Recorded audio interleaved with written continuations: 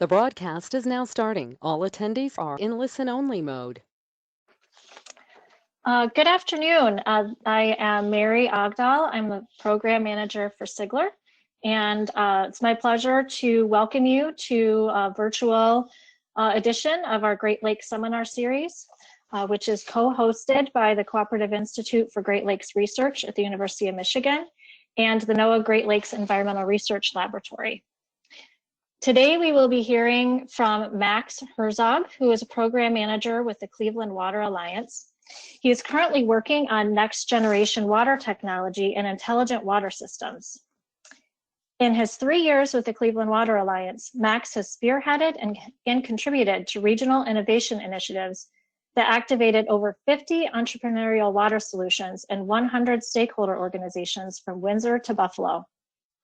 Max coordinates the binational ecosystem of partners that drive the Water Alliance's cluster of programs and technologies. At Oberlin College, where he earned bachelor's degrees in political science and environmental studies, Max participated in sustainable consulting projects with Foresight Design Initiative and social impact research with the Oberlin Research Group. Max also worked to educate youth on a variety of topics, including sustainable food systems and urban planning and design with the Foresight Prep seminars. Before I turn the seminar over to Max, I'll ask that all participants please remain muted during the presentation.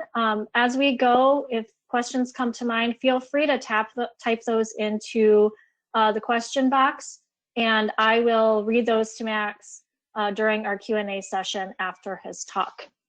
So with that, I will hand it over to Max, and welcome. Thanks very much, Mary, for that introduction and for having me today. Is my audio coming through okay? Yes, we can hear you great. Awesome. Well, thanks everyone for taking the time. I know everyone in this space is on more Zoom calls and webinars than normal, so appreciate you making room for one more.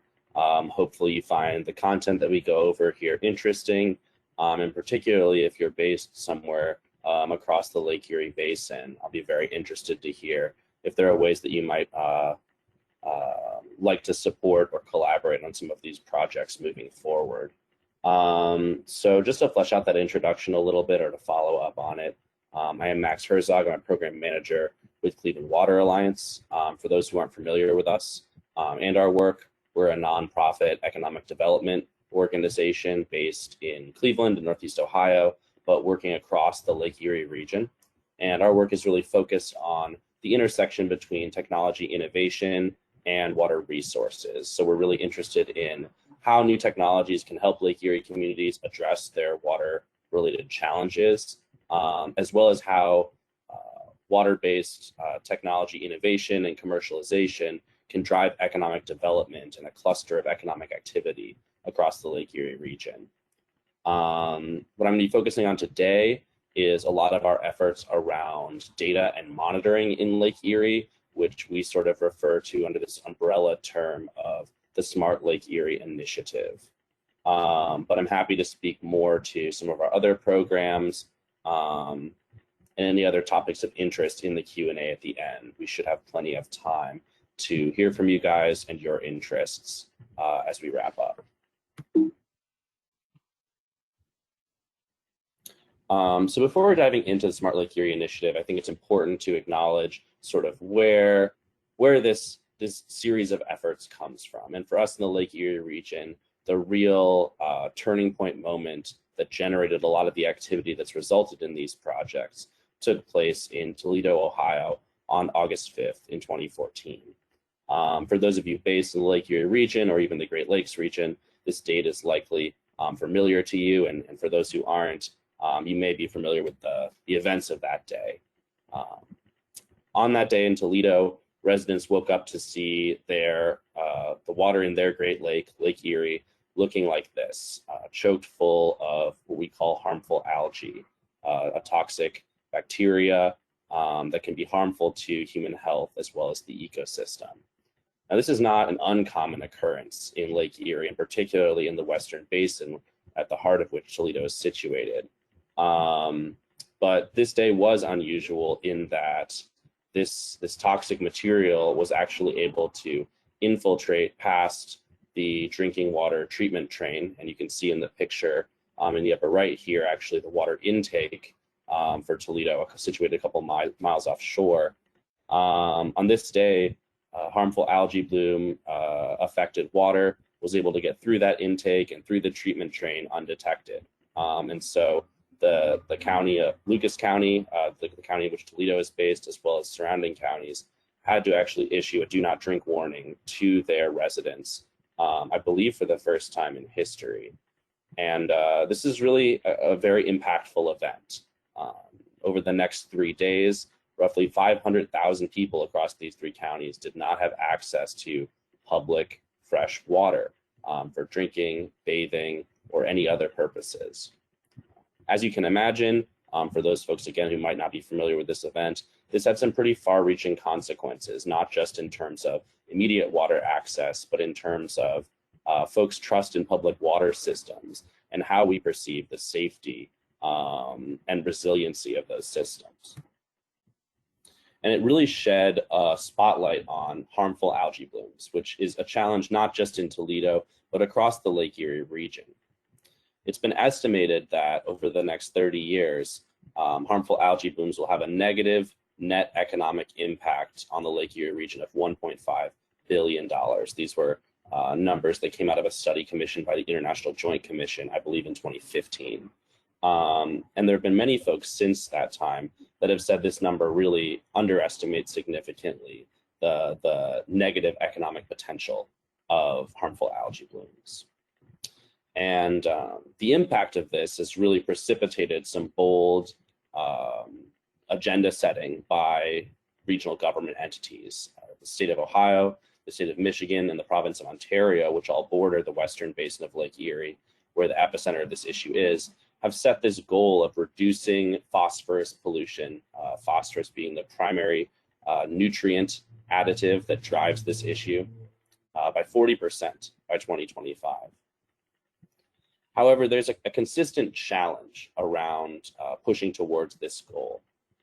And that really centers on the collection of sufficient data, both to benchmark the current state of nutrient loading into the lake, but almost more importantly, to assess progress towards that goal, to assess the efficiency of individual projects designed to mitigate the nutrient pollution that drives this harmful algae bloom, and to really start to establish what state and provincial governments need in order to justify their investments, a return on investment, looking at the amount of nutrient taken out of the system by a given restored wetland or best management practice on an agricultural field.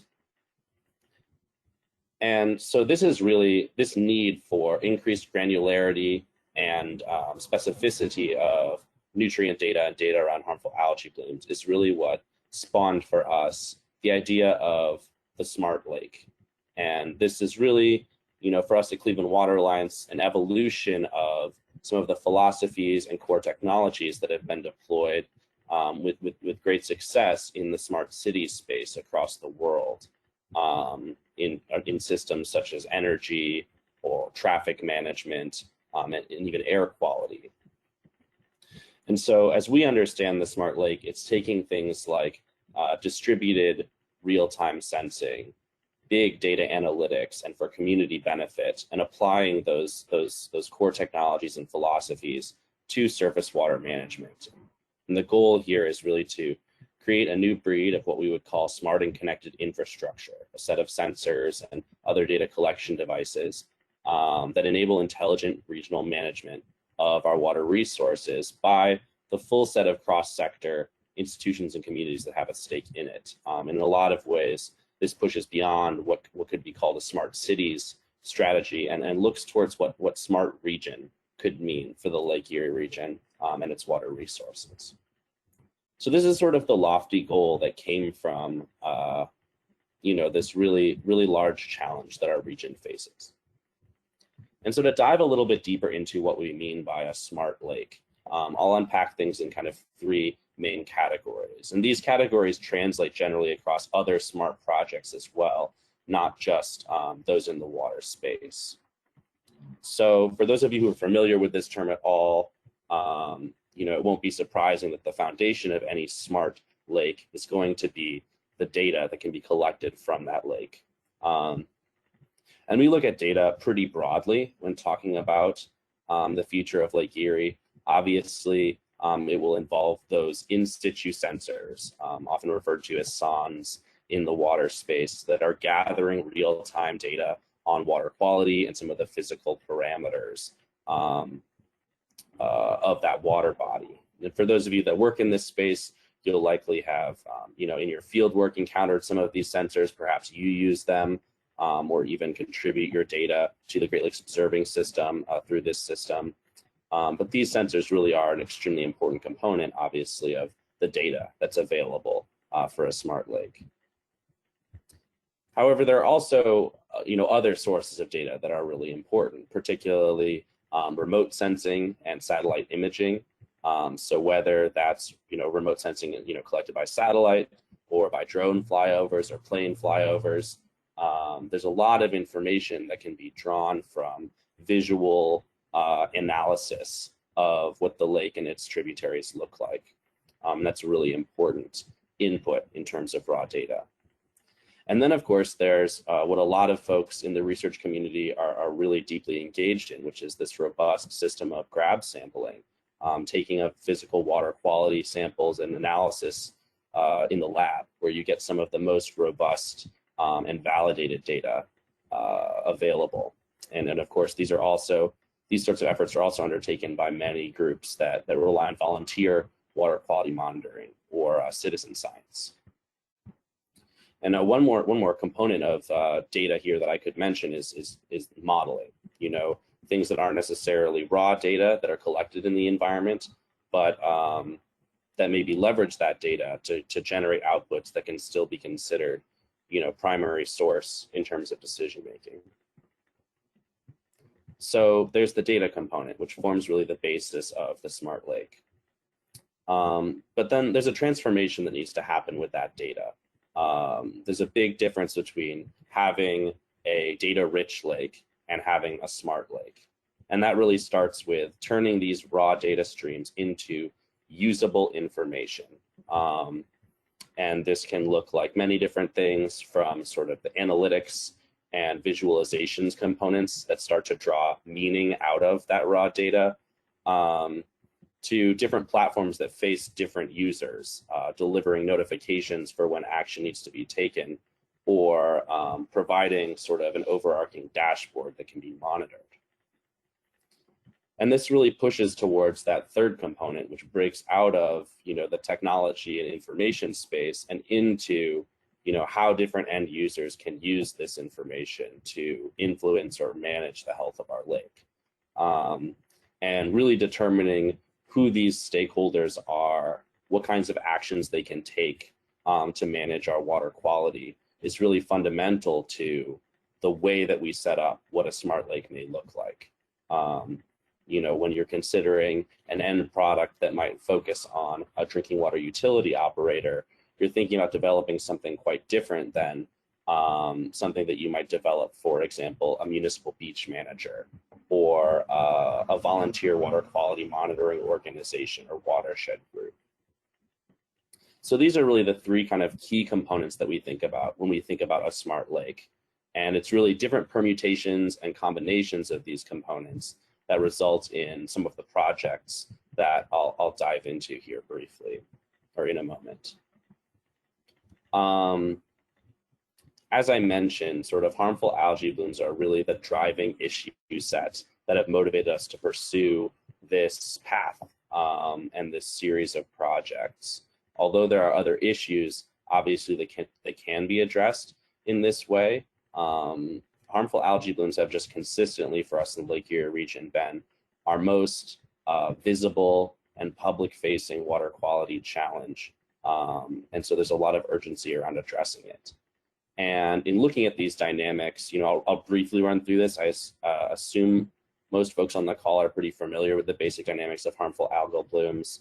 For us in Lake Erie, at a fundamental level, most of the driving pollutant the nutrients, phosphorus and nitrates, or nitrogens, are spawned at the agricultural field. So, we have a very rich agricultural industry across the watersheds of the western basin of Lake Erie.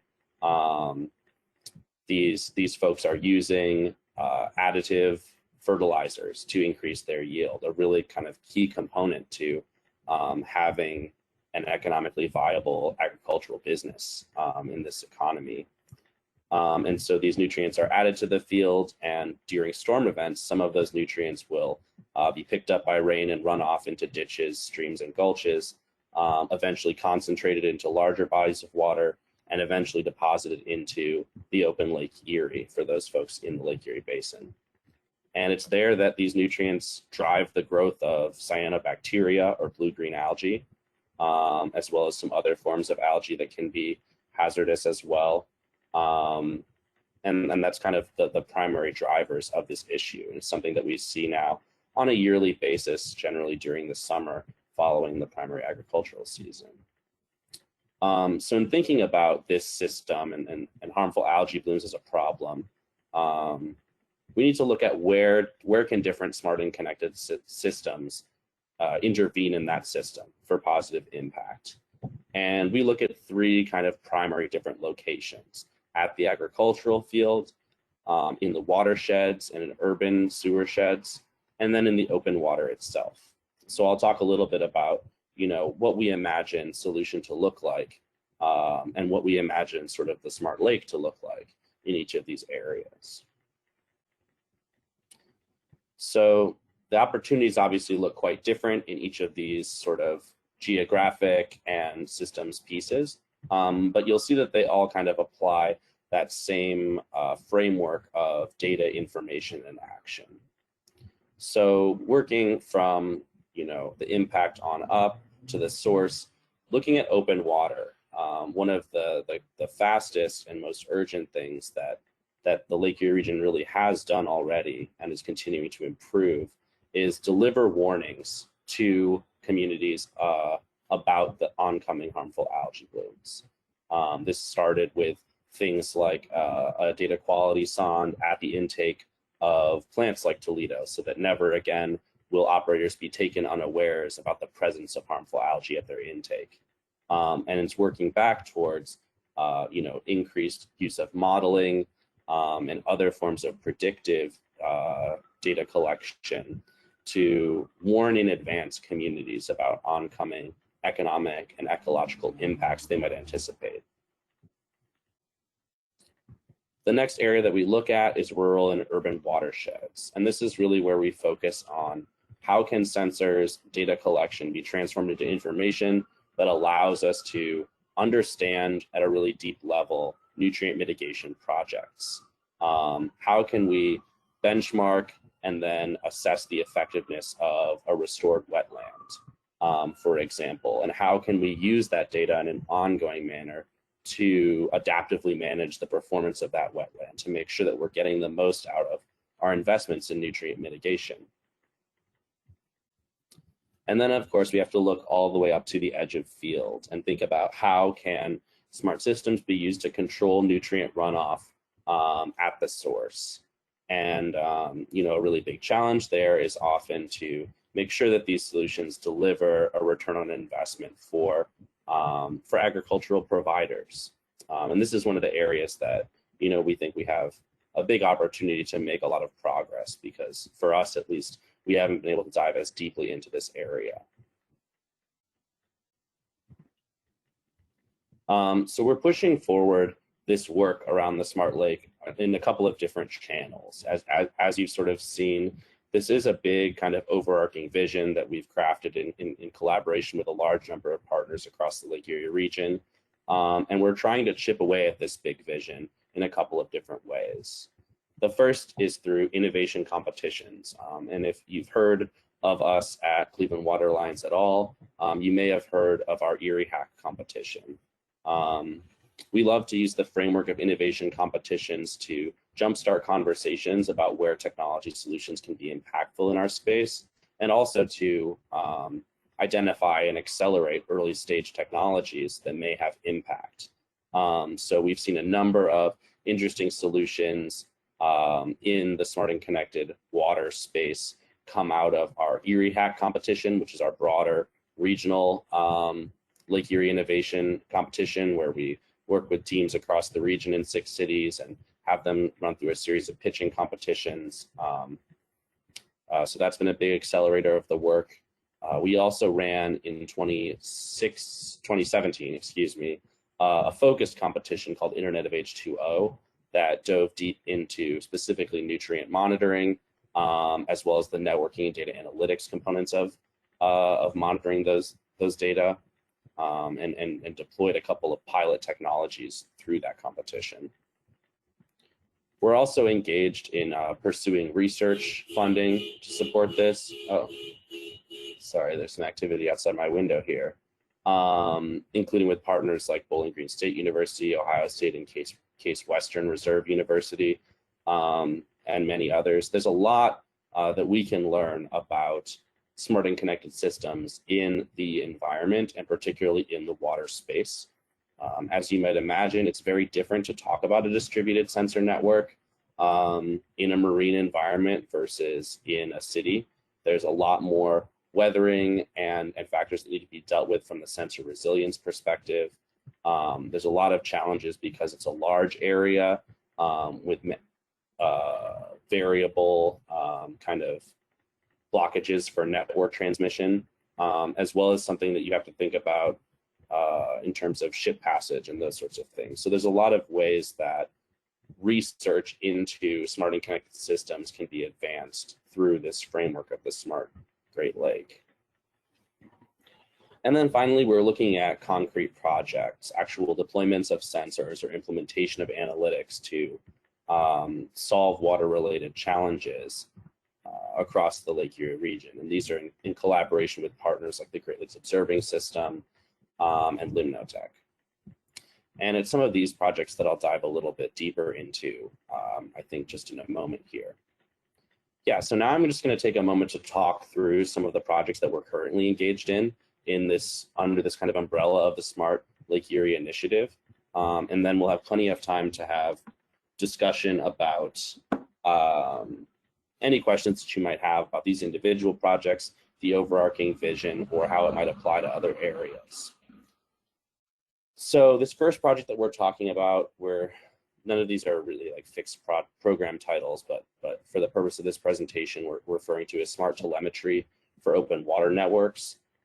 This is a project that's really being led by our partners at Limnotech, an environmental engineering firm based up in Ann Arbor, and supported by the Great Lakes Observing System, NOAA's Great Lakes Environmental Research Lab, who's co-hosting us today, as well as ourselves.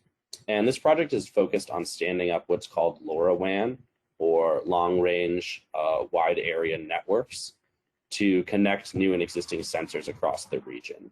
LoRaWAN is sort of the telemetry or radio networking standard that's being used in a lot of outdoor Internet of Things applications. And it's significantly cheaper to connect sensors via this platform compared to cellular or other forms of telemetry. And so the goal of this project is really to reduce data transmission costs for existing Lake Erie observation assets and data users, folks that already have sensors out on the water or attached to an intake. Connecting to LoRaWAN and piping your data back to the internet through that platform is going to be significantly cheaper than using a cellular connection, which is traditionally what folks use in this space. This also will help enable easy connection and provisioning of new sensors. LoRaWAN has a number of different platforms that you can use on the back end to sort of manage your sensors and manage your data streams. And they're really tailored for not necessarily professional folks to use them, although obviously there's technical skill that's involved. It's really encourages folks involved in sort of the open technology movement and who are interested in citizen science or volunteer monitoring to be able to engage the same way that a professional working for Cisco might in terms of provisioning and connecting new sensors. We're also, as a result of this, really excited about the potential for this network to engage community members in sensing, in addition to sort of the utilities, academic institutions, and government entities that really form the backbone of current monitoring on Lake Erie. There are a number of low-cost and open-source water quality sensors that individual community groups could purchase and then easily configure and attach to the network as LoRaWAN becomes more available. And then finally, because LoRaWAN is really, one of the kind of leading Internet of Things network technologies out there, it'll allow us to, as this scales, pilot cutting-edge network technology, network configurations, and look at what it means to monitor using these tools in the environment at scale. Yeah, I think that's all I need to say here. I guess I should say, really the big steps right now in this process are finding locations for Limnotech and our partners to stand up LoRaWAN gateways, which are, a small box with an antenna that kind of bathe an area in connectivity. And where, if you have within the certain range of that box a sensor with a LoRaWAN radio, you can connect it to that gateway. And so if anyone watching here has access to the roof of a building that's very tall across the Lake Erie region, I'm sure that our partners would be really interested in talking about whether it could be used to connect your area to this LoRaWAN network. Really the main thing in terms of connectivity is that it's limited by line of sight. So the taller the building we can put a gateway up on, the more area we can connect to this network. The next project that I'd like to talk about is about smart wetlands for nutrient mitigation. This dives deep into some of the topics I was talking about earlier in terms of performance monitoring. This is another collaboration with Limnotech, as well as Ohio's Department of Natural Resources and their Office of Coastal Management. And the goal here is to launch a demonstration smart wetland with low-cost sensor nodes and low-cost telemetry, again, this LoRa component. So what we're doing is working with the Department of Natural Resources to instrument a couple of sites at their Old Woman Creek National Estuarine Research Reserve, where there's already a really robust, kind of more traditional water quality monitoring program in place, and kind of have these side-by-side deployments with lower cost methods of monitoring water quality, and being able to validate, hopefully, those methods as reliable ways to performance monitor wetlands.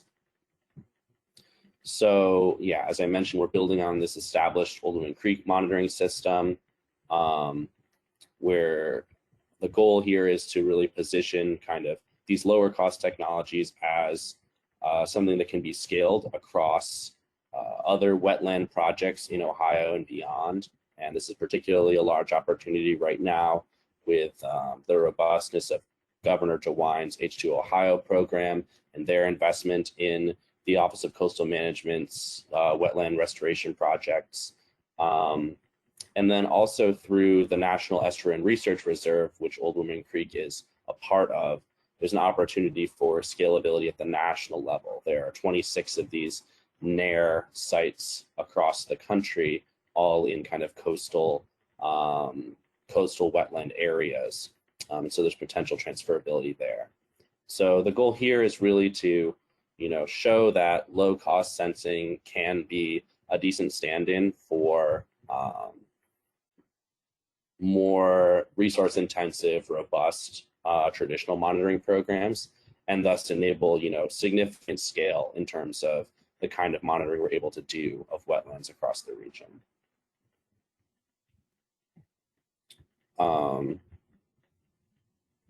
Yes, and that's we're currently working on implementing this pilot, I guess I should say, at Old Woman Creek. Our first sensors went in, I want to say, a month and a half ago. So we've been collecting data for a little while now. Another project that I'll talk about briefly. See how I'm doing on time. Okay, we got plenty of time here. is a focus on smart field technology for citizen science or volunteer monitoring. This is a project that we're leading at Cleveland Water Alliance in collaboration with community watershed organizations as well as community foundations across the Lake Erie region. And the goal here is to support volunteer water quality monitoring programs with new technologies so that they're able to collect data that's considered more valid. What we're working on with this group is to pilot new handheld data collection devices so that volunteer programs can collect data that they either were unable to collect before or that was cost prohibitively expensive to collect in large volumes. The first device that we're working with these groups to pilot is a low-cost nutrient analysis spectrometer developed out of University of Akron that can do nitrate and phosphate readings. And we're kind of in the pilot season of that technology right now. We're also working with these volunteer groups across the region to establish shared data management and analysis infrastructure. So we're looking at this platform called Water Reporter and getting these volunteer groups across the region to all align around it and use it for their data management. And this is really part of a push to build out volunteer water quality monitoring data into a regional data set instead of one that's siloed by community, and push towards standardizing data collection protocols so that we can start to really show that volunteer monitored data has value from a research and management perspective. And that's the last point here is really, we're working with these folks to connect them with the research and decision maker community. And this is a program that we're working on the first year of now, and we have about 2 more years of program operation planned for at this point. And I think this is the last one. There may be one more project that I'd like to talk about, is really more about the high-level strategy of how we accelerate and sustain this kind of smart Great Lake work. This is something that we're co-leading with the Great Lakes Observing System and the Council of Great Lakes Regions to build broad-based support for what we would call smart Great Lakes as key infrastructure, core infrastructure for Great Lakes communities.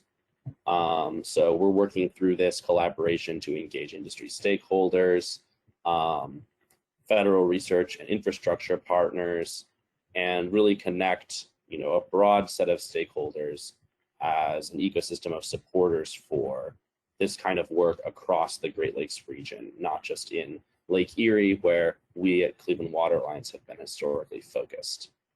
And a big part of this was accelerated by a NOAA Ocean Technology Transition Grant that was focused on scaling and sustaining the early warning system for harmful algae blooms in Lake Erie. So we're excited to continue this work with GLOS and with the Council of Great Lakes Regions. So those are, just a handful of the projects that we're working on now in this kind of Smart Great Lakes Initiative umbrella. But, we really hope to continue to build more programs and more success in this area towards kind of an overarching vision. And that vision is that, the Smart Lake Erie should serve as a platform for innovation and collaboration across our region. As we have more sensors and more robust data management and analytics platforms in place across the lake, we'll be more easily able to pilot new sensors, new analytics tools, new networking tools, and new sort of user-facing platforms, and be more quickly able to adapt to new and emerging issues of water quality. And, we've really been focused on nutrient pollution and harmful algae as the first set of issues, perhaps the most poignant set of issues for our communities right now. But as I mentioned, there's a lot of opportunity for us to expand into other areas of water quality. And so if there's interest, if your work is more focused on bacteria monitoring or what have you, another component of water quality that's not HAB-centric or nutrient-centric. There's a lot of opportunity, I think, to collaborate across issue areas and leverage this really as a core infrastructure for our region. And our hope is eventually to really be able to cement this as a showpiece for our region. There are a lot of areas across this country and across the world that are leading in the smart cities space.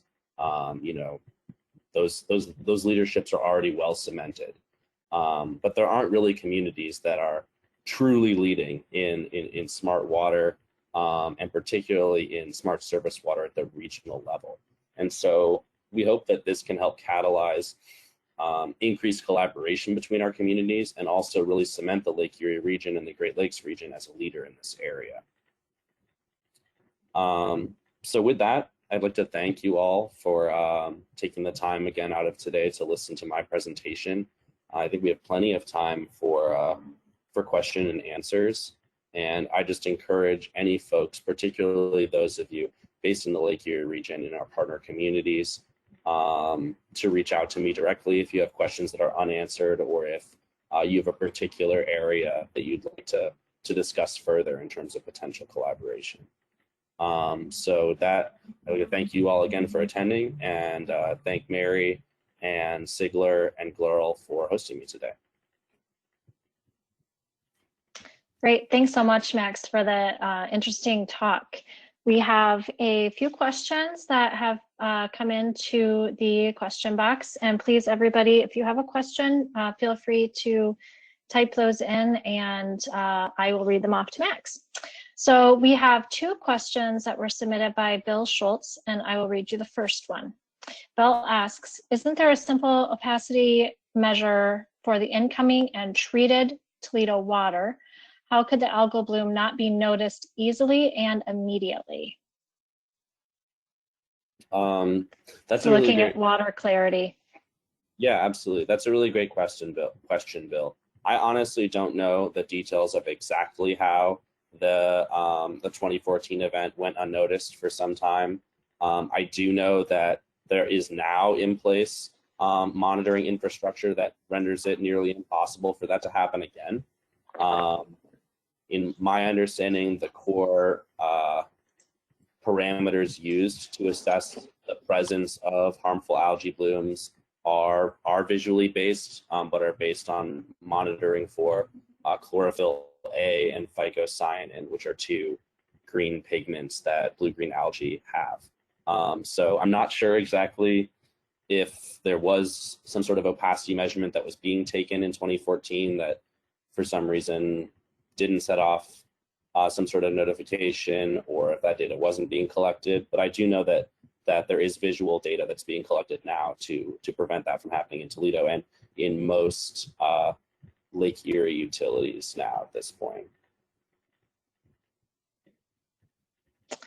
Okay, thanks, Max. And Bill's second question, he points out that your research partners and the dots on the map seem to be focused in Ohio.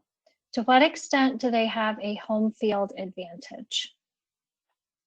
A home field advantage. Yeah, that's an interesting question. We definitely see a lot of emphasis of this issue in Ohio. And I think part of that is because, the majority of the Western Basin shoreline where these issues are felt the most poignantly in terms of settled shoreline, I should say, does exist in Ohio. Toledo is based in Ohio.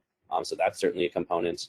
I think that, the research infrastructure in this state is really strong with the Ohio Sea Grant and a number of universities across this area of the Western Basin, like Bowling Green and Heidelberg universities.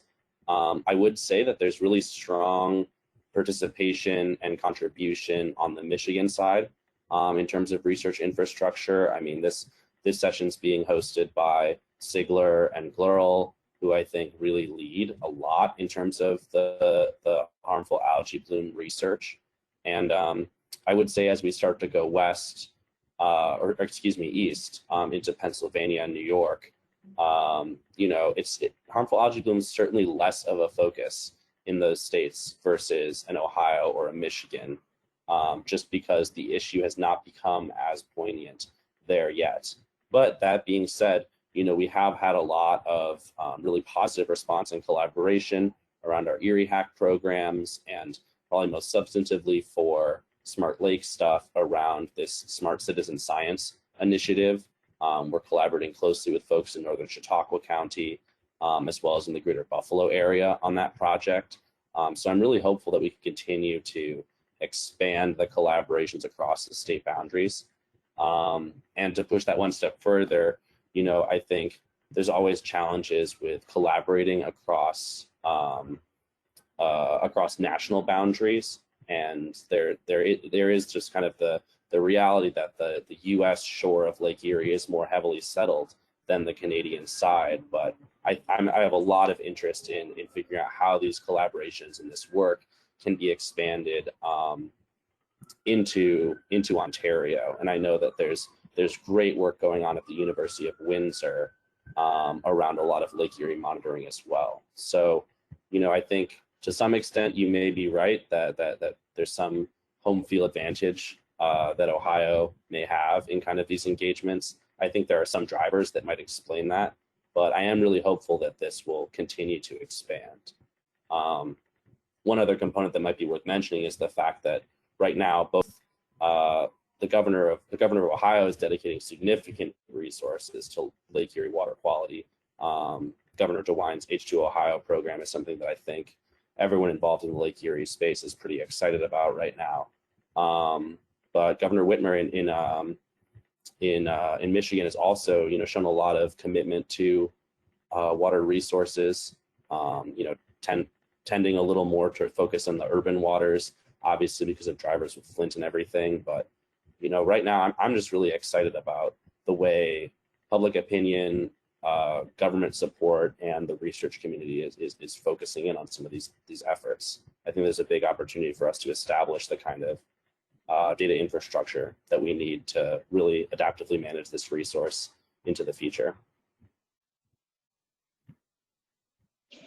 Right, thanks, Max. Our next question was written by Emily Dusiska.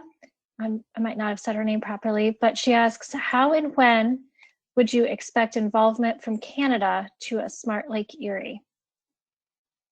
It's a great question. Yeah, to date, the biggest barrier has just been, existing partnerships. The way that we do this work at Cleveland Water Alliance is all through partnership. We're a small nonprofit organization. We can talk to a lot of stakeholders, try and understand the vision of what people need, and try and organize partners into supporting and accelerating projects.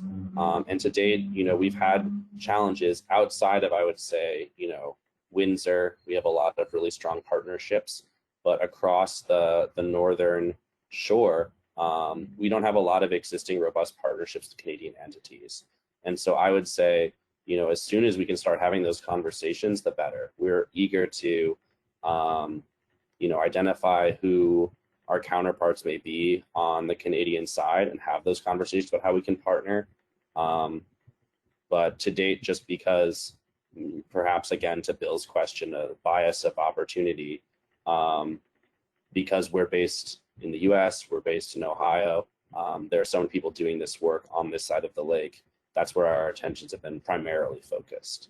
But if you're based in Canada, or of stakeholders that might be interested in talking about this on the Canadian side, would love to connect with them. Okay, thanks, Max.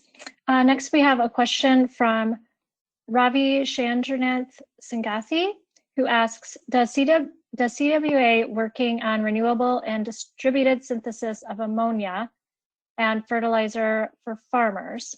And they add that because there is latest research from Harvard University from Professor Daniel Nocera is working in that area. Interesting. Oh, sorry. I didn't mean no, to go cut you off ahead. there. Go ahead. Just let me know if you need me to repeat any of that. No, yeah, it was about like fertilizer synthesis, right? Yeah. Yep. Yeah, it's not an area that we're really engaged in right now. I would say, a big, kind of driving force for us has been this Smart Lake Erie initiative. There's been a big interest in sort of the monitoring and adaptive management components of this issue. And so we haven't always had as much capacity as I might like to look at innovative, edge of field nutrient capture solutions or nutrient mitigation solutions in that way. So no, we haven't to date really tied into what it would mean to engage in those sorts of efforts. I'd certainly be interested to learn more.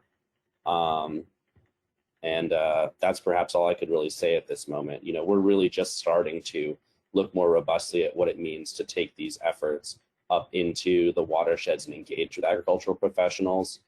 Historically, our efforts have been much more focused on the open water and in the watersheds. It tends to be, a pretty sensitive issue for a lot of people. There's a lot of political charge around it. And so when there can be ways that we as a technology focused nonprofit can just show interesting and exciting innovative solutions in that area, that's something that we're certainly interested in. Great, thanks, Max. Our next question was submitted by Paul Stacy, who asks, is designated use attainability possible for Lake Erie? What will the 40% phosphorus reduction, will the 40% phosphorus reduction achieve designated uses? If not, what's the best attainable condition that is realistic? That's a big question from Paul, was it? I'm not sure. I'm gonna be honest. I think that's a little bit above my pay grade, to be honest. I think that there's a really healthy debate right now of whether we're on track to reach our 40% reduction goals or not. What is the scale of action that needs to happen to get us to that point or not? And as CWA, we really don't feel it's our place to weigh in on that.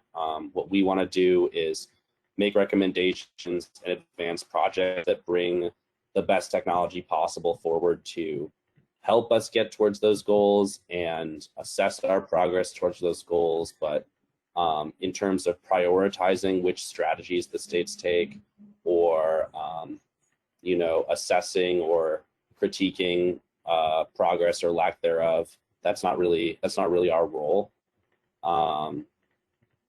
So I would say, yeah, I think there's interesting white papers that have come out over the last few years of different research folks assessing our progress or lack thereof towards those goals. And I can't really comment too deeply on that, unfortunately, but thank you for the question.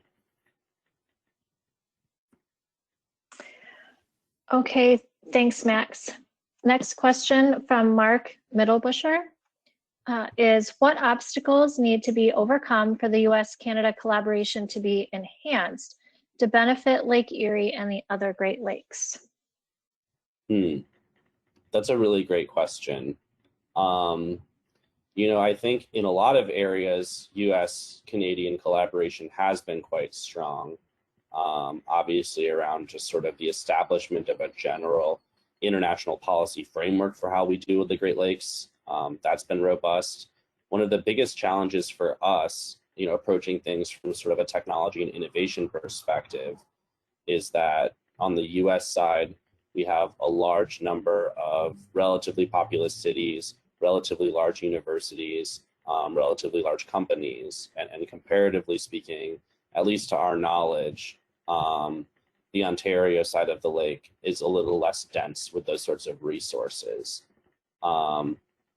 However, I do know that there are universities that we haven't yet engaged with, and I think part of it is just a challenge of capacity and also coherency of the space. There's so many people really passionate about the Great Lakes, really passionate about Lake Erie, and so sometimes there's just a lot of noise, and figuring out who all the people that should be in the room together can be quite challenging. And that's all the more true right now with COVID, where I think we all will tend to get kind of caught up in our existing bubbles of collaboration a little more even than usual, because often I look to some of the conferences across the region to help me break down those barriers, although I know getting equal representation from both countries can be challenging in those cases as well. Yeah, I don't know that I have a succinct answer. Again, it sort of bridges more towards what does the broader policy framework look like, and how does that get addressed? But I guess what I would say is that I'm really interested in finding that path forward. I think figuring out how we really binationally collaborate, particularly around the technology innovation side of things, is a nut that we haven't cracked yet. And I think for us and our approach generally is finding those champions, those strong collaborators within a community or within a country in this case, that can help us, that can help bring their resources and the research power to the table. Okay, thanks, Max. Bill Schultz has another question. He asks, to what extent is the Water Alliance concerned with agricultural soil treatments and their effect on runoff? Yeah, great question, Bill. I would say again, we're really just starting to broach into the agricultural space and looking at how different best management practices might impact nutrient runoff. And I think at this stage, our big focus is on how do we monitor that runoff to assess the impacts that different best management practices might have. So I would definitely say any engagement in that space is pretty early for us, and we're not the authority I would look to for feedback on the relative success of different best management practices at this point. I know there's a lot of really great research happening at Ohio State University Extension on relative performance of best management practices. I think we can expect over the coming years, really the coming year, Ohio's state government to invest significantly through the H2 Ohio Fund in different BMPs, and we're really hoping to see and have been pulling to see robust monitoring of those as they're implemented to assess their impacts. But yeah, I wouldn't say that I'm an authority on their relative success at this point. Okay, thanks, Max. That is the extent of the questions that have been submitted. Oh, here's one more that we had.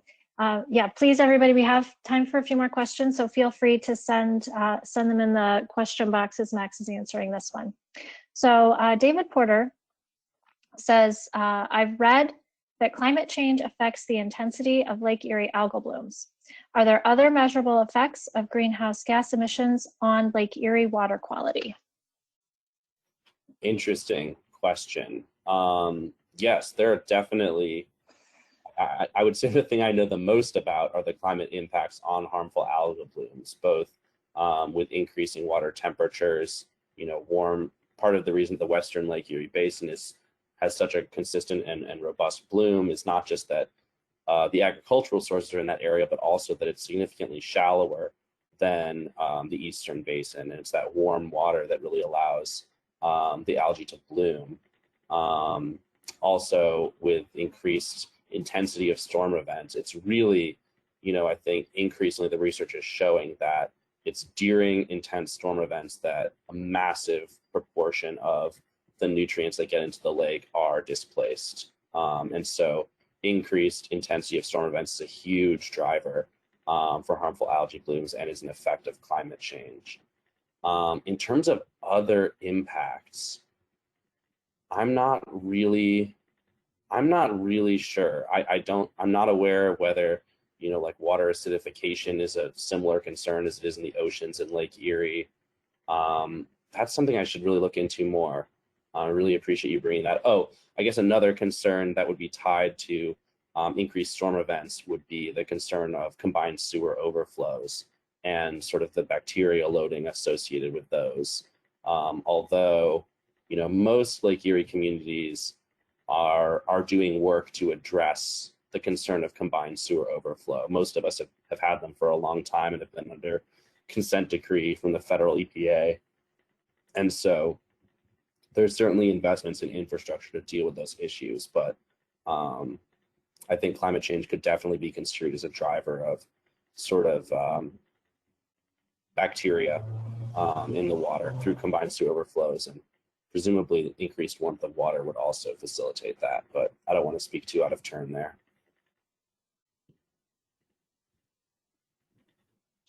Okay, thank you, Max. I have some comments from Brenda Culler in response to the previous question. Let's see, I don't think she has a question, but I'll read her response. She says, answer to the previous person, CO2 could impact pH of the lake, and they're trying to figure that out. I'm sorry, she first said NOAA is starting a 10-year study of the CO2 levels in the oceans and the Great Lakes. There's been no study thus far on pH changes in the Great Lakes due to CO2 increases. The other impact from climate change is erosion, which can expose water and wastewater infrastructure along roads and bridges that cross rivers and streams. Brenda stated that she works for Cleveland Water and worked for the Ohio DNR Coastal. Thank you so much, Brenda, for submitting those clarifying or supplemental answers to the previous question. We really appreciate that. Yes, thanks. Yeah, so Danielle Chusky asked a question. Can you provide some examples of private industry partners who are engaged in your projects? Yeah, for sure. So with a lot of the monitoring that initially started up after the 2014 crisis, there's been robust engagement with YSI, or previously known as Yellow Springs Instruments, which is based in Yellow Springs, Ohio. They're a manufacturer of sensors, as well as some lab equipment, and their sensors have been, a really solid, I think, gold standard in terms of water quality monitoring.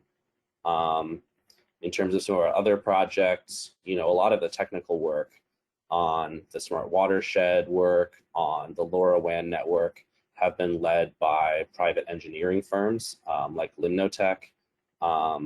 We've been working on another project with an engineering firm called OHM Advisors that's focused on real-time E. coli monitoring, and is still in kind of its early pilot phase. So I think that the engineering firms have a really important role to play in this kind of space.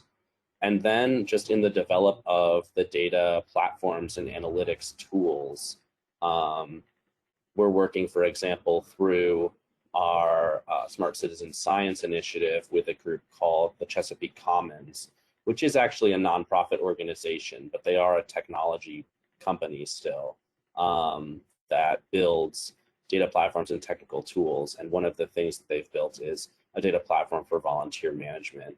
So I think there's a real range of ways that private sector can be engaged in this kind of work. A lot of it is in the development and supply of those core tools, the methods for collecting data, the methods for analyzing that data, but also through sponsorship. We've had private companies contribute funds to our Smart Citizen Science initiative, contribute effort and equipment resources to some of our pilot programs. And so I do think that private industry has an important role to play in sort of continuing to innovate and pilot these sorts of smart lake solutions.